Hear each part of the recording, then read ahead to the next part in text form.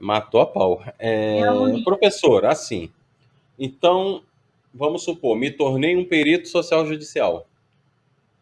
Me inscrevi lá na comarca. Aliás, antes de eu fazer a minha pergunta, então, para quem quer ser o perito, tem a questão do cadastramento nas comarcas. Como é que faz Sim. isso?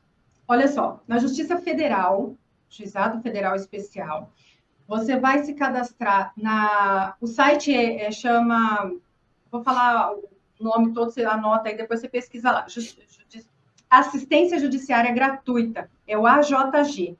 É nesse que você vai fazer o seu cadastro. Assistência judiciária gratuita não quer dizer gratuidade do perito, tá? Nós recebemos pela nossa perícia, tá Aí bom? não dá, né? Não é gratuidade da perícia, do perito.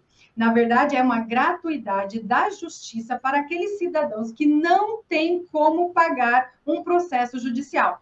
Então, eles fazem o documento junto com o advogado lá de hipossuficiência e tal, e aí eles têm gratuidade no processo, mas nós fazemos perícias também para essas pessoas. Especialmente no juizado federal especial, você vai fazer na assistência judiciária gratuita, prepara o seu cadastro. E lá nós atuamos com processos relacionados ao INSS, porque o INSS é uma autarquia federal, todos os processos relacionados ao INSS vai para a Justiça Federal, especialmente no Juizado Federal Especial. Então, a gente atua com benefício de prestação continuada, que é o que mais tem, né? Carro-chefe, né? É o carro-chefe, né? De malote, assim, de perícia.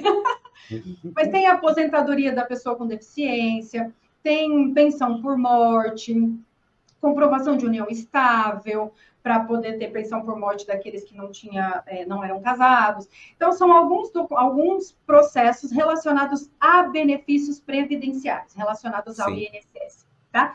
Com relação ao Estado, aí cada um tem que pesquisar no TJ do seu Estado. Aqui, por exemplo, a SP. Então, eu coloco TJSP, auxiliares da Justiça, e aí você vai pesquisar lá onde que é o cadastro e realizar os cadastros. Colocar todos os dados, documentos, existem algumas certidões que eles pedem, mas todas são online, gratuitas, é tranquilo. Sim. Antes de eu fazer a pergunta, deixa eu ler uns comentários aqui. A Ana está agradecendo a você. E ela disse que você é a inspiração dela. Obrigada. Professora, você Mais é minha uma aluna inspiração. querida aqui, ó. A Denise colocou um coração. Bom, vamos lá. O Conrad Azenha, ele disse. Não, pera, eu estou falando seu nome errado. Com o Com... Robert. Me corrija aí se eu estiver pronunciando errado, tá? Vamos lá. Essa minha nomeação está solicitando que a perícia seja feita com a tabela IFBRA. Índice de funcionalidade brasileiro aplicado. Na verdade, já tem o índice de funcionalidade brasileiro modificado. Alguns juízes ainda pedem o aplicado, ele é mais antigo, já tem um mais recente, que tanto que é o M, né, modificado, mas ainda estão pedindo bastante esse daqui.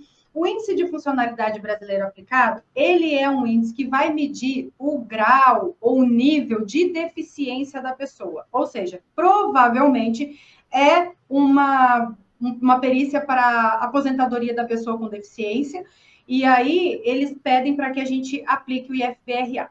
Lá, dá uma licencinha só, porque esse aqui é bem complicado de explicar, mas lá no meu canal do YouTube eu tenho uma aula completa onde eu explico o que é e ensino a fazer também, tá? É só porque é um assunto, assim, muito mais longo, não daria para tratar aqui. Mas o IFBRA, ele tem que ser aplicado, são pontuações que você vai dando ali à medida que a pessoa vai apresentando os domínios, né? Se ela faz as coisas sozinha, se ela precisa de ajuda, se ela depende totalmente de alguém, ou só se aquela atividade for adaptada, ela já resolve.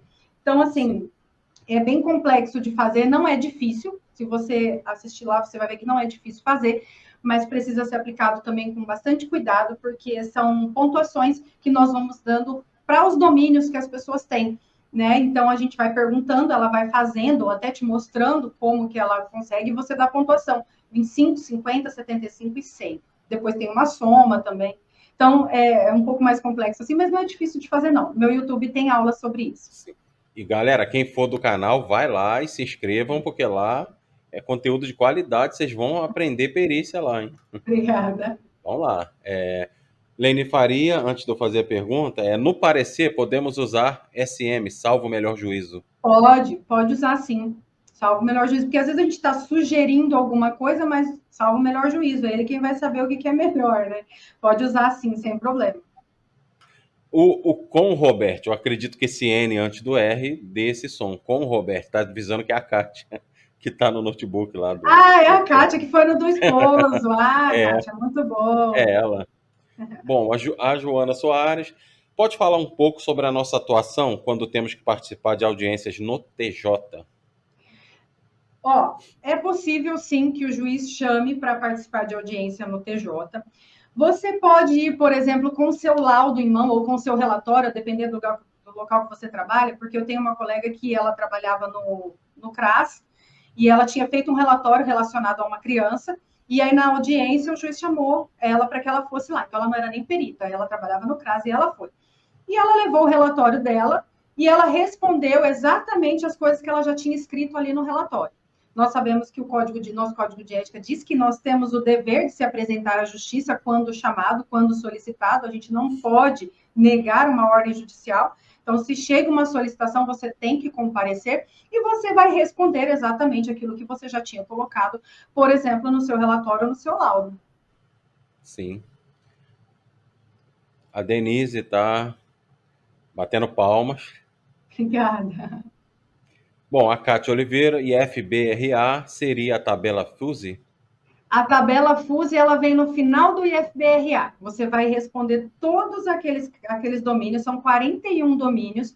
Você tem que responder todos eles com pontuação. Você vai somar e depois você vai responder a tabela FUSE também, que está lá no finalzinho. Bom, a Leni está dizendo que excelente aula, gratidão. E a Joana está dizendo ótima explicação, está agradecendo. Então, Obrigada. professora, falando em tabela, vamos supor, me tornei um perito social judicial. Estou Aham. inscrito na comarca, fui nomeado. Como eu vou saber quanto que eu cobro pelo processo? O E, que acontece? Pode além, falar. além, Ah, se eu cobro um determinado valor, mas esse processo veio cheio de perrengue, e agora, nossa, teria que ser um pouco mais. Eu tenho direito a uma majoração? tem sim. Ó, a grande maioria dos processos da Justiça Federal já vem com valores. Eles seguem uma tabela lá de 2016 que está super desatualizada. Os honorários são desse ano? 2016? É, 2016? a Nossa. tabela que a Justiça Federal está utilizando é de 2016 Nossa.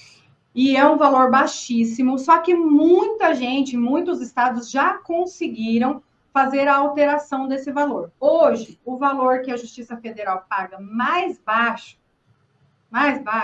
é R$ 200 por perícia. Sim. Nesse caso, eles mandam, às vezes, malote. Eu recebo uma lote de 12, de 15, de 20 nomeações. Eu tenho alunas que recebem uma lote de 40, 30. Então, acaba você Nossa. ganhando no montante aí, tá? Mas tem lugares que eles já conseguiram fazer uma alteração para R$ 300, 350 por perícia. Eu tenho uma Sim. colega que ela atua num município que não tem peritos judiciais. Perito social não tem, ela é a única. Ela marcou um horário com o juiz, apresentou a tabela desatualizada e mais a atualização, porque ela tem, está escrito na tabela que ela tem que ser atualizada anualmente pelo índice. Índice de preço do consumidor, né? Acho que é O um. INPC. É isso daí mesmo. E É. aí eu fiz um estudo desse, tá lá também, acho que no meu YouTube. E aí ela fez ela pegou a tabela desatualizada e levou o valor atualizado. Hoje estaria aí 340 e pouco, R$ 350. E o juiz oficializou R$ 350 todas as perícias que ela fizesse. Show. Isso na Justiça Federal, que é o valor mais Sim. barato lá, até porque a assistência judiciária é gratuita. Vem verba do governo para o pagamento, enfim. Agora, na Justiça Estadual, nem sempre já vem determinado o valor. Na maioria das vezes, vem. Minhas alunas falam que Sim. na maioria das vezes já vem uma determinação. Só que você tem 5 dias para fazer o aceite. Aceito ou não aceito. Ou então você já responde com uma solicitação de majoração, justificando. A majoração, gente, para quem não sabe, é um aumento no valor da perícia. Na Justiça Federal, pode ser aumentado até 3 vezes. Na estadual, 3 ou 5, ou vice-versa. Mas, enfim, pode ser majorado até aí no mínimo 3 vezes, tá? Então, você vai apresentar ao juiz a complexidade daquele caso. Olha, é distante, vou ter que fazer tantas visitas, tantas situações. Aí você vai colocar, apresentar a fundamentação, porque essa tabela tem essa fundamentação que pode ser alterado este valor, você pode pedir a majoração, o juiz pode aceitar ou não, tá? Ou então, às vezes, a gente faz a perícia, no meu caso, eu já fiz a perícia pelo valor determinado e teve complicações posteriores. Então, eu fiz uma majoração ao final da perícia e também já tive o deferimento, como também já não tive. Então, assim, você pode pedir a majoração antes ou depois, o ideal é que seja antes, né? Porque aí o juiz já dá aquele deferimento ou não. Mas, mesmo depois, você consegue pedir e consegue ter.